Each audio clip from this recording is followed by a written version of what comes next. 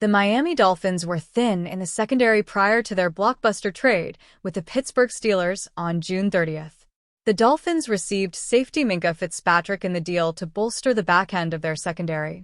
But without Jalen Ramsey, Miami is dangerously thin at cornerback.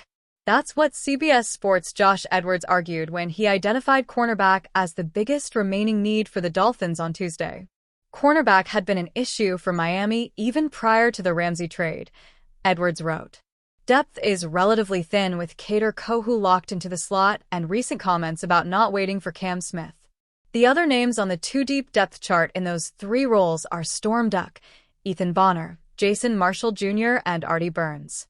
In addition to Kader Kohou, Cam Smith, Storm Duck, Ethan Bonner, Jason Marshall Jr., and Artie Burns, the Dolphins have cornerbacks Isaiah Johnson, Ethan Robinson, B.J. Adams, Kendall Sheffield, and Ryan Cooper Jr. on their off-season roster.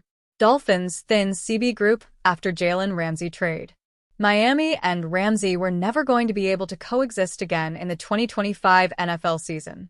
So, it's not worth discussing whether the Dolphins should have kept the former All-Pro to help the team's cornerback depth. That doesn't change the fact, though, that Ramsey's departure leaves the Dolphins in a difficult spot with their cornerback room. Edwards called Miami paper-thin along the offensive line and at wide receiver. But cornerback is still the team's biggest need, according to Edwards. For the Dolphins not to have one of the worst cornerback groups in the league this season, they need a lot more from Smith. The Dolphins drafted Smith at number 51 overall in the second round of the 2023 NFL Draft. But through 2 NFL seasons, Smith has only played 153 defensive snaps. Cam Smith needs to come through at the end of the day, Dolphins general manager Chris Grier told reporters in April. He's got to stay healthy and be on the field. He has shown some flashes, but this is a very big year. He knows what's expected because we can't hold his hand and wait for him anymore. If Smith fulfills his draft expectations, he will start off as a Duck. An undrafted free agent last season, Duck played 358 defensive snaps in 2024. Kohou is expected to be Miami's primary nickel cornerback. Burns, Sheffield, and Cooper were all acquisitions the Dolphins made in NFL free agency. Adams and Robinson are each undrafted free agent rookies. Potential CB free agent targets for Dolphins. Edwards didn't name any cornerbacks the Dolphins could add before the 2025 regular season. But his article seemed to imply that the needs for each team may be addressed with another addition during the preseason. If the Dolphins want to add a veteran cornerback, they could have several to choose from in the free agent market. Veterans Stephon Gilmore, Rasul Douglas, and Mike Hilton are all still free agents. Which one Miami could pursue depends on what role the team prefers to fill.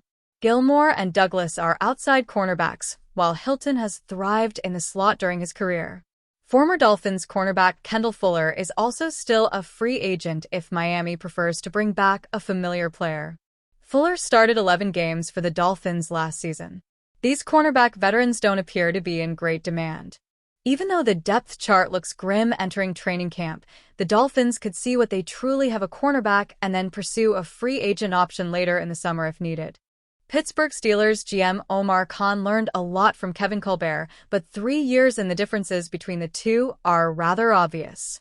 Granted, his circumstances are different, too, and we can't forget that when considering Colbert's legacy and decision-making process.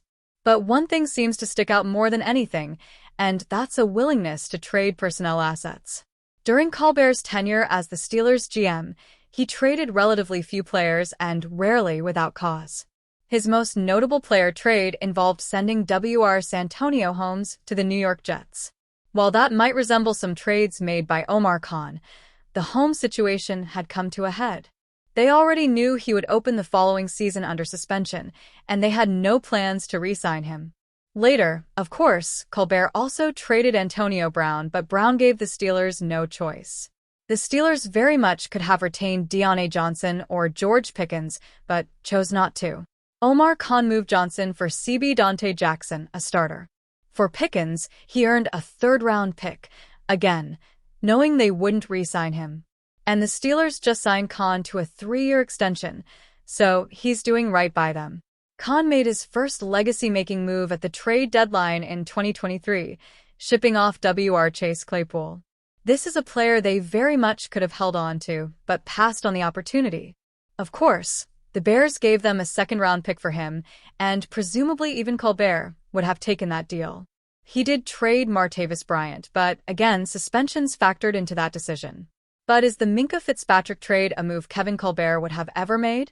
I think not, personally. This is the type of deal that reflects a divergence in philosophy with Omar Khan, more similar to the Patriots. Bill Belichick was always willing to move on from a player too soon rather than hang on to him for too long. As longtime Steelers fans know, Colbert and the team always face criticism for holding on to players for too long. Rather than try to recoup resources while they still retain value, they treasured that one-helmet philosophy. Of course, they still have a one-helmet philosophy, at least for special players. Cameron Hayward is a one-helmet guy, and TJ Watt likely will be, too. The Steelers were already Fitzpatrick's second helmet, so that didn't matter. Now, the Steelers are not trading players who are both at the top of their game and locker room leaders. Players like Chase Claypool, Deontay Johnson, George Pickens, and Minkah Fitzpatrick all had their warts of some kind. But what does this mean for the Steelers moving forward? Again, Omar Khan and Kevin Colbert are also not playing with the same hand. The Steelers had a franchise quarterback for most of Colbert's tenure, and Khan is looking for one. Colbert was just trying to stock perennial Super Bowl contenders, not accumulating resources. Khan has rebuilt entire rooms multiple times over since taking over as GM, especially the quarterback room. But 3 years in, do we have enough data to really read into these patterns? Would he be behaving as Colbert did if they had a similar situation with a franchise quarterback? Recently, ESPN reported teams are showing interest in trying to acquire Pittsburgh Steelers superstar pass rusher TJ Watt as he goes through a contract conflict with the team. The Steelers reportedly have no intention of trading Watt, but things can escalate if contract talks, which reportedly are not going well at all, continue to not progress as it gets closer to the season. It perhaps could get to the point of no return. We all remember what happened with Khalil Mack 7 years ago, another star pass rusher mired in a contract stalemate. If the Watt situations goes down the drain with the Steelers, the entire league will likely call the 412, expressing their interest. Watt, who turns 31 in October, is a premier NFL player. He has been an NFL Defensive Player of the Year and a 6-time first or second-team All-Pro pick. He has 108 sacks in 8 NFL seasons. So, yes, interest would be high in Watt. If it gets to that point, would you like to see the Raiders make a big run at him? Could you imagine Watt and Crosby coming after the quarterback? Watt is still in his prime and has a good 5 seasons of dominance left. Pete Carroll could do wonders with him. Yes, it would be expensive both in trade cost and salary paid. But it would expedite the Raiders' contention window. How would you feel about a Watt push by Las Vegas?